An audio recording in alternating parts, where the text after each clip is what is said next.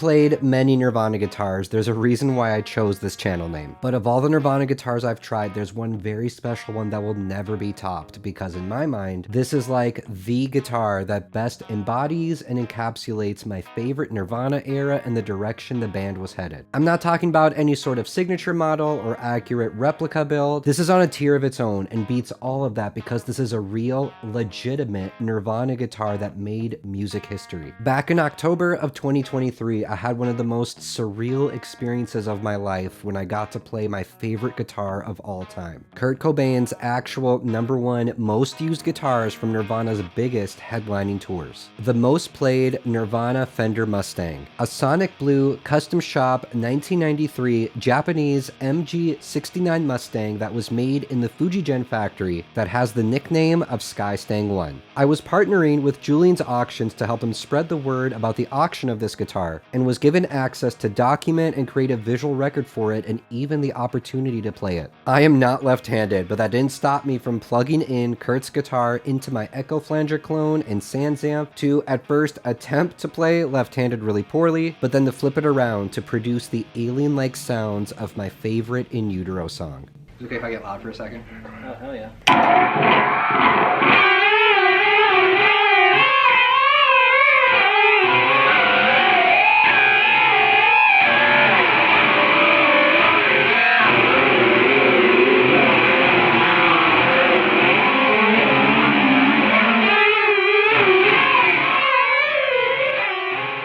Before this, my reference for how a Skystang played and felt was my Japanese Fender Kurt Cobain signature Mustang. I was immediately struck by how much lighter it was and how much skinnier the neck was. Believe me when I say that in this moment right here, I 100% recognize that this was a once-in-a-lifetime circumstance, and that this guitar would never be in my hands like this ever again. So while holding it, I really took in every second of how everything felt. Over 2 years later, I still vividly remember how the little scuff on the Fender logo on the headstock felt when I ran my fingers over it, how the scratched up Seymour Duncan logo felt on the JB humbucker, and how it felt to turn the volume knob just like Kurt did during Breed at Live and Loud. But the biggest thing that has stuck with me is how smooth, light, skinny, and just overall amazing that the neck felt. It was much smaller and faster than I had anticipated, but metaphorically, it felt very heavy given the history and the hands that had been on it. Since that day, I have been chasing that very specific feeling. I have never forgotten how that felt, and it's almost become like a holy grail quest of mine, to find a guitar that accurately gives me that same feel that Skystang I did. Well, in this video, I'm extremely excited to report and to present that that quest is over. My personal holy grail Nirvana guitar has been obtained.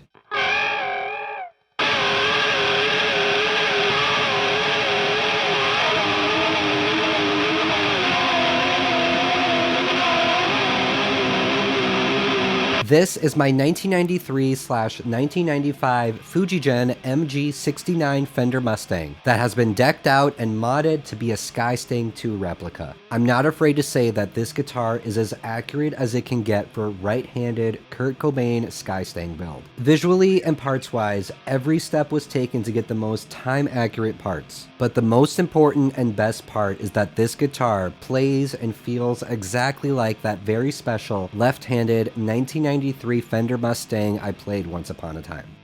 I know that some of you are probably thinking, but Eric, that entire intro and build-up was all about Skystang I. Why did you take this 90s Mustang and make it a Skystang II? I'll tell you why. The plain and simple answer is that I already have a Skystang I. My Kurt Cobain signature Mustang is very near and dear to my heart and is one that I will never be able to replace. A lot went into it to make it visually as accurate as possible to the real Skystang I. It's my favorite Nirvana guitar that I own, even though feel-wise it is pretty far off from how Kurt's actual Mustang felt. I've been wanting to get it a sibling, a Skystang II, for many years now, and this build was the perfect opportunity to finally do so.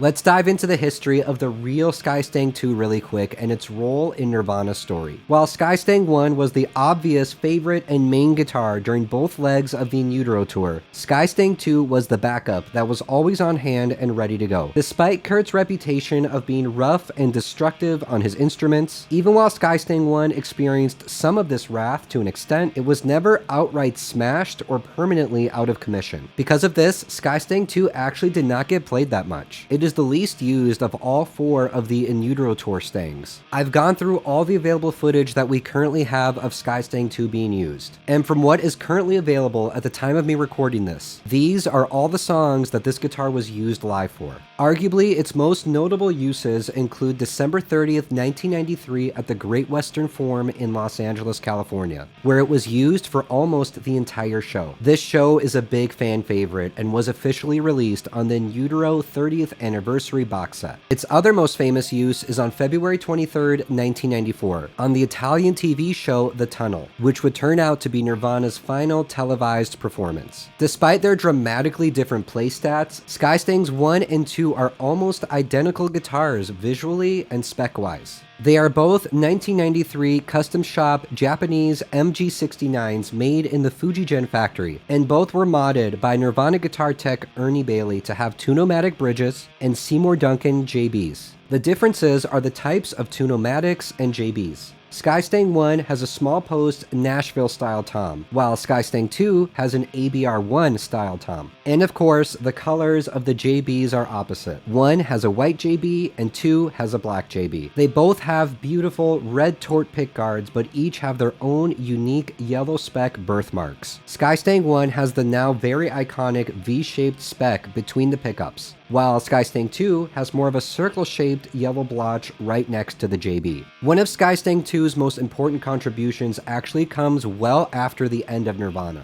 This guitar, along with the Fiesta Red Orange Stang, became the basis and the blueprint for Fender's official Kurt Cobain signature Mustang, which was produced from 2012 to 2014. These 2 guitars are what the Cobain estate provided Fender when they were planning out how they were going to mass produce an official Kurt Cobain Mustang. These models have now become the rarest and most sought after of the official Fender Kurt Cobain signature models, and they now go for astronomical prices on the secondhand market. If you have a stock Sonic Blue Fender Kurt Cobain signature Mustang, then you have Fender's official and estate endorsed take on Skystang II.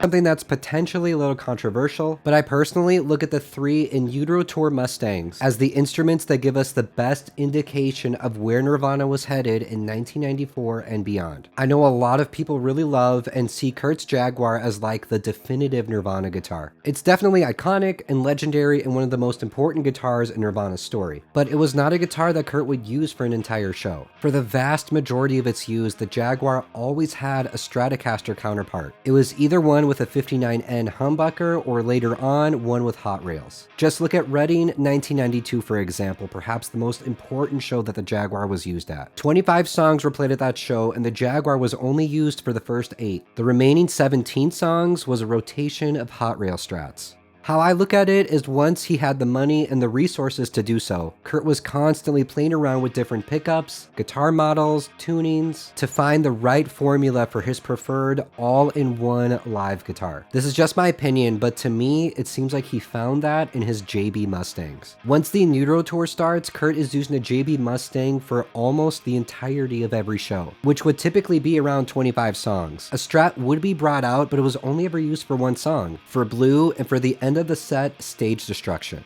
It's worthy to note that the Jaguar was physically with him on the entire In Utero tour but was never once brought out on stage. In Utero tour guitar tech Jim Vincent kept detailed tech notes about this tour, and he confirmed to me that the Jaguar was never used. Kurt instead just opted to rotate between his Stangs. This is enough, in my mind at least, to argue that after years of experimenting, Kurt had more or less found his formula for his all-in-one guitar for shows. No more switching between Jaguar to Strat, no more switching between the Strat's bridge and and neck pickups, as he did all throughout the Nevermind era. He just needed his JB Mustangs in the bridge position and he was set for 98% of Nirvana's biggest headlining shows to date. I feel really strongly that if Kurt had not passed away in 1994, that his JB Mustangs, particularly Skystang I, would have gone on to be Kurt Cobain's equivalent to like Billie Joe Armstrong's Blue, as the defining guitar visually and sonically for his artistry as a whole.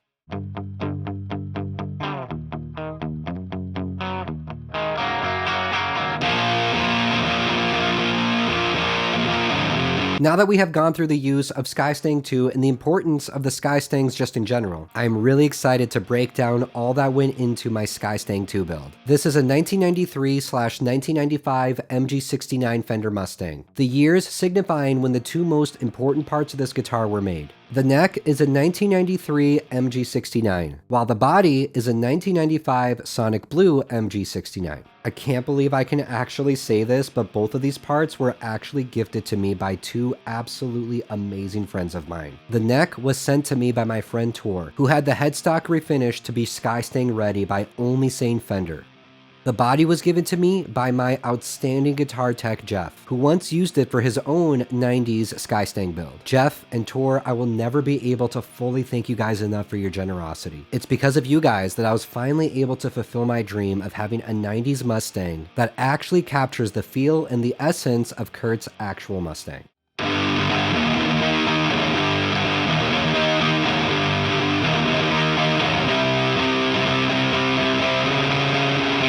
I was born in 1993, and the majority of the In Utero tour and of course Live and Loud happened in 93. So to have a birth year neck that actually feels and plays like the actual Skystang 1 is almost too much to ask for. This is the feel that I've been chasing and dreaming about ever since I played Kurt's guitar. So after having the two most important parts secured, I went all out with all the other parts to make this guitar as accurate as possible to Skystang II. That brings us to my stunningly beautiful and frankly perfect pickguard, which was custom made by my great friend Chris over at Chris Store. The unique and defining yellow spots are perfectly replicated, but the part I am most impressed with is the red tort itself. That instantly recognizable early 90s red tort look is really hard to replicate, and this represents that time period's look flawlessly. I am so happy that Chris Store is providing us with highly accurate Skystang 1 and 2 pickguards that look, feel, and fit the part to a T. There's an excellent video that Fender put out 12 years ago that shows them taking measurements of the actual Skystang II for the Kurt Cobain signature Mustang, which gave us absolutely invaluable insight into that guitar. It's only on screen for a few seconds, but we can see in that video that Skystang II has a stamped initial Seymour Duncan JB, specifically a JBJ. Throughout the 80s and 90s, there were specific winders at Seymour Duncan who wound and final assembled the pickups. They would leave their mark by leaving their initial on the back label after the model name. So there are multiple variations of different JBs that were wound by specific people during this time period. JBJs are the most sought after and collectible of the JB initials nowadays. They signify that they were wound by Marcela Juarez, who is considered a living legend in the pickup world. In present day, she manages the Seymour Duncan custom shop. Because of this, JBJs usually have a premium price tag on the secondhand market, but like I said, for this build, I was gonna go all out. So to be accurate, I got a 90s JBJ so I could have a pickup that was wound by the same exact person that wound Skystang II's actual JB. It looks identical to the JBJ shown in that Fender video with the same stamp and the same long legs. If you know me, then you know that I'm a huge sucker for period correct pickups, so this is one of my favorite parts of this build.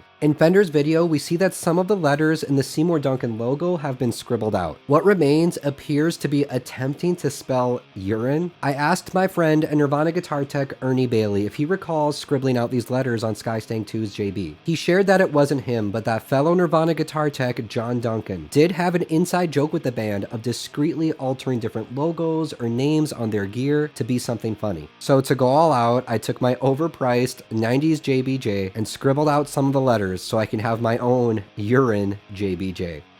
Skystang II is Kurt's only JB Mustang whose JB did not eventually get screwed into the pickguard. Skystang 1 and Orange Stang both got that, but present day Skystang II's JB is still body mounted. So I had my tech Jeff install my JBJ in the same way, directly into the body. I think this is one of the absolute coolest parts of this build right here. When installing a long-legged JB directly into the body like this, there's no straightforward way to adjust the height, and you're kind of just left with whatever height the JB sets itself at. And no joke, my JBJ's height ended up being exact to the Skystang II measurement shown in Fender's video. These are two guitars with the same exact routing width and with JBs with the same exact leg length. It just blows my mind that the default height by simply installing the pickup ends up matching Kurt's. There is a Mustang single coil pickup in the neck position, and of course, Jeff took the extra step of matching that height. I asked him to cut the pickup switches, the same treatment the real guitar got in Europe in February 1994 from Nirvana guitar tech Jim Vincent. Jim told me that the reason Kurt wanted this done was because he was sick of cutting his hand on the edges of the switches from strumming so hard. I also got a time-accurate version of the ABR1 two-nomatic bridge, specifically one with the retaining wire. Last but not least, the tailpiece was flipped and locked in true Skystang fashion.